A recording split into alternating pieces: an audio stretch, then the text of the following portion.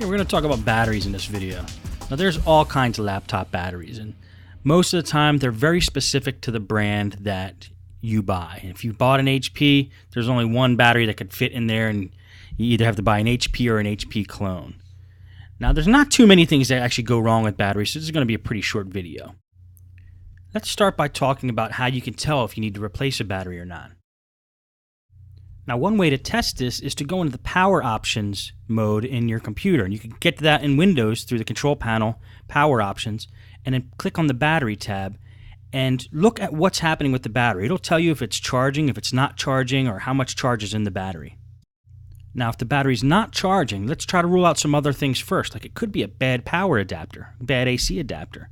So if somebody's using an AC adapter that didn't come with that computer, it might not be putting out enough amps or enough wattage to actually charge the battery, and I've seen Dells do this.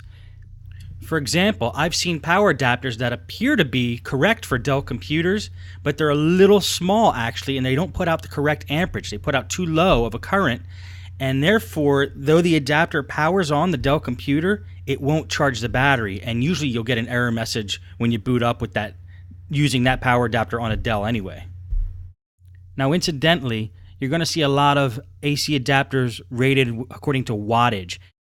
Wattage is simply voltage times the current, or amps. So that formula, V times I, gives you wattage. Let's go through an example here of how you can check if the power adapter is correct for the computer you're working on. Got a compact laptop here that's not charging. The power adapter's plugged in, and you can see by that lightning bolt it's not charging. Now here's the power adapter we're using. Take note of the second line down there where it says 19 volts green, 4.74 amps max. Now ignore the line above it that says 16 volts. This is a universal power adapter from Kensington, and a lot of the universal ones can put out multiple voltage, but the switch on this one we have set for the 19 volts DC and 4.74 amps max. Now we know what this adapter puts out power-wise. Now let's check to see what the correct power adapter is for this compact laptop. And I like to check this on eBay because in the eBay descriptions, it usually tells you what the voltage and the amps are for the power adapter you're trying to buy. Okay, so just go to eBay and do a search for whatever the laptop model is, compact M2000 adapter. It's going to bring up a long list of results. And we're just going to pick the first one that looks good. Now we're going to scroll down on this listing and take a look. And we see that this adapter puts out 18.5 volts, 3.5 amps. Okay, let's get a second opinion here. Just go to the next one down and see what voltage and amps this is putting out. And this one, again, is 18.5 volts, 3.5 amps, which equals 65 watts. You'll find if you multiply 18.5 times 3.5, you get 65. And that is that formula I showed you earlier. Now, the reason I checked two vendors is because in case one of them made a mistake and they weren't selling the right adapter for the right computer, that's why I just checked twice to make sure we're getting the right numbers here. And that's a pretty reliable way of finding out what kind of power adapter that a computer needs just by checking the eBay listings there. Now, there's one more thing about power adapters I just want to bring up real quick. The amps on an adapter that you buy, that, like for example, that one put out 3.5 amps. Power adapters, you could buy one that puts out 100 amps. The amps can be higher than what is required. So that requires 3.5 amps. You could get one that has 6 amps. You could get a power adapter that has 7 amps. You could get one that has 20 amps. And that will still work with that computer. The thing you don't want to be the wrong number is the volts. You can't put a higher voltage power adapter on a computer that's not rated for it. You will fry it. So if you're trying to hook a 25 volt adapter up to a laptop that's supposed to take an 18 volt adapter, bad move. You probably will fry the motherboard. So the volts has to stay the same. If a computer needs 18.5 volts, then you need to get an AC adapter that puts out 18.5 volts. You don't want to mess with the volts. But you can go higher on the amps. Okay, now where were we? We were trying to see if the adapter that's being used with this compact computer has enough power and current to power the machine and charge the battery. Now, if you remember looking at the power adapter in an earlier shot, you could see that the voltage is 19 volts and that the amps are at 4.74. Now this computer only requires 3.5 amps, so 4.74 is higher than 3.5. This adapter does have the capability of powering this machine. Now I know what I said about volts, and this power adapter says it puts out 19 volts and the computer only takes 18.5, but that's close enough that I'm going to let it slide, and that you shouldn't have a problem when it's 0.5 volt. That you're going to find out with most adapters, 18.5 or 19 are about the same. Now, let's go over the situation where if your DC jack on the laptop is bad and is not making a connection to the motherboard, then it might look like the battery is bad as well, because the battery's now not holding a charge or even taking a charge. Now, this has happened a lot in my shop with my customers where their DC jack goes bad. They think their battery's gone bad because it's not taking a charge anymore. They go out and buy a new battery, and then they decide to bring their computer in because the battery's still not charging, even with the new battery. That's because the DC jack is bad. You're going to probably run into this a lot, where the battery's not charging because the DC jack is bad, and until you fix that, the battery's never going to charge. So how do you test if your DC jack is bad? It's simple. Plug in the AC adapter, take the battery out of the computer. If the computer doesn't power on, then you know you have a problem with the DC jack.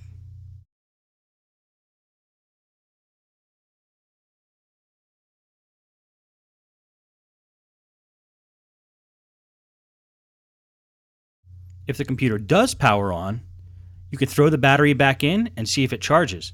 If the battery's not charging at this point, it's pretty likely it's a bad battery.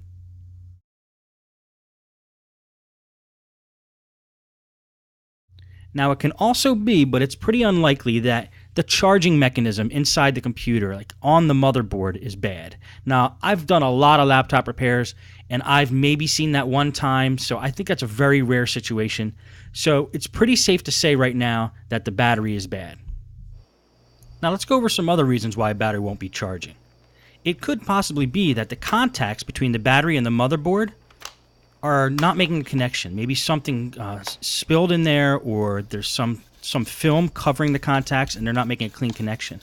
One thing you can do is take a toothbrush and just scrub in between the fins of the battery there, and also scrub down the fins where the motherboard connection is. Make sure to use a dry toothbrush, preferably one that has not touched human teeth. Now, I've also seen instances where there's just some kind of flukiness that's happening with the computer, where if you just take the battery out and you put it back in, it might start charging. Maybe there was a malfunction on the motherboard or some circuit, and it wasn't actually taking a charge. Try simple things before you just determine that the battery is bad. Reboot the computer, power the computer down, power it back on, take the battery out, put it back in once or twice, and see what happens. Just doing that may fix the problem.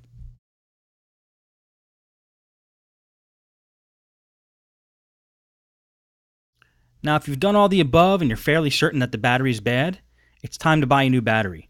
So I'm going to do a walkthrough here of how I buy a battery for my customers or even for myself, and the process that I use to do that. You guessed it, eBay. I love using eBay to buy specialized parts for laptops. It includes batteries, motherboards, screens, and that kind of thing. And here's the process I use to buy batteries on eBay. We're at the home screen of eBay here. The first thing you do is just type in the model number of the computer. This is a Compaq M2000, and then the word battery. We'll probably get a lot of listings for that.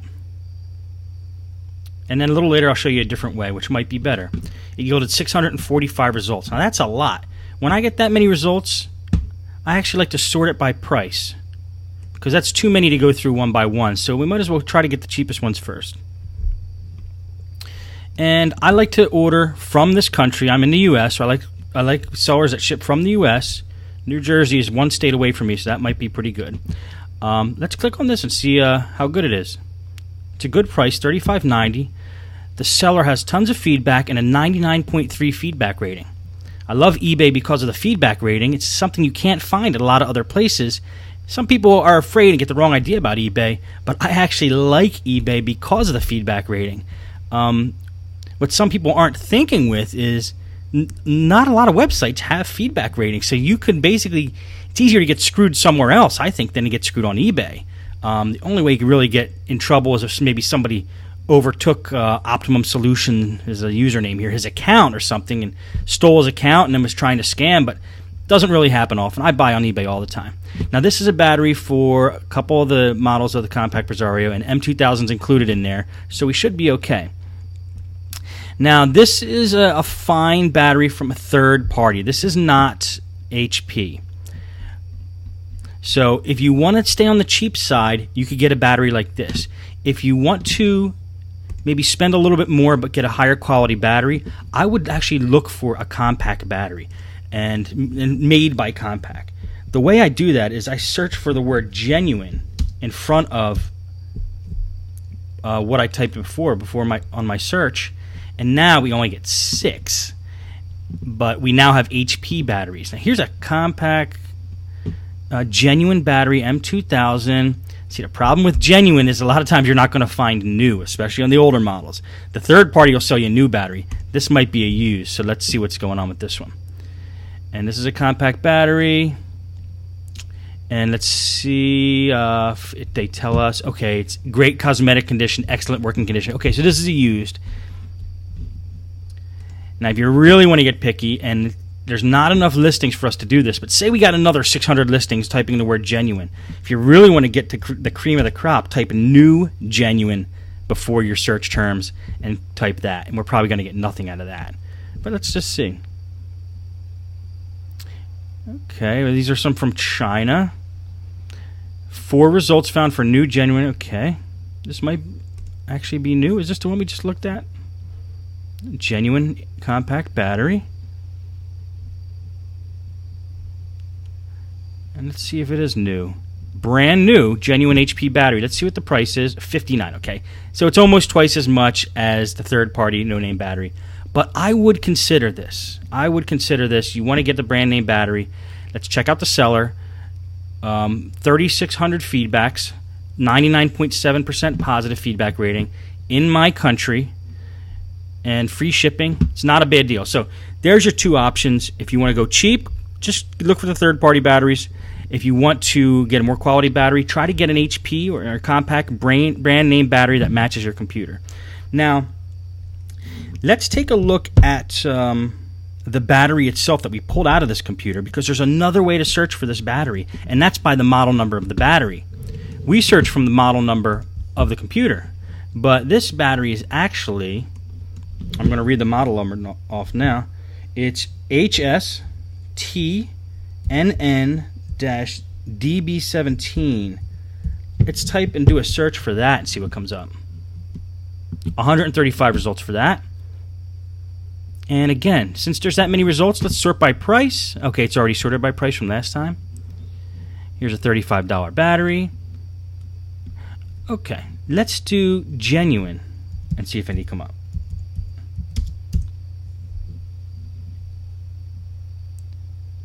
Five results for genuine. Decent prices for a genuine, but they look like they're used. And if we type new genuine, again, we're probably going to get almost nothing. There's new genuine. There's only 2. One's 52 and one's 78. So that's pretty much where you're going to be ending up. Usually, for almost any battery, you're going to find it. $30 bucks will get you a third-party new one. And around between 60 and up to 90, you can get a new genuine one. It's all up to you. If you could swing the genuine one, I recommend the genuine one. If you need to just get by, then the third-party one is fine. And that's how I do battery shopping on eBay.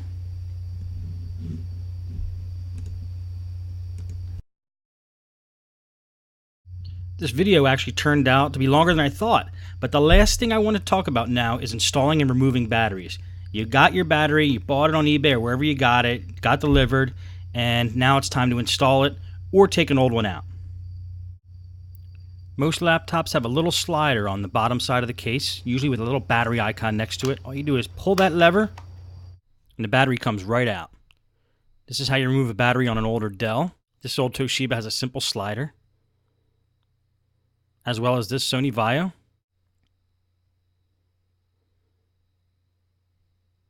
Here's a few more with a simple slide switch. Compact Presario, HP DV6000. Now, some have a locking mechanism so the battery doesn't fall out. You're going to see an icon like that. And what you do is you unlock it first, then you hit the slider switch, pull it out, unlock, slide, and pull out. Here's another one. And another one with a locking mechanism. Not very complicated. Then to put it back in, just snaps right back in, no problems. And this one you kind of have to angle in. And there you have it for batteries.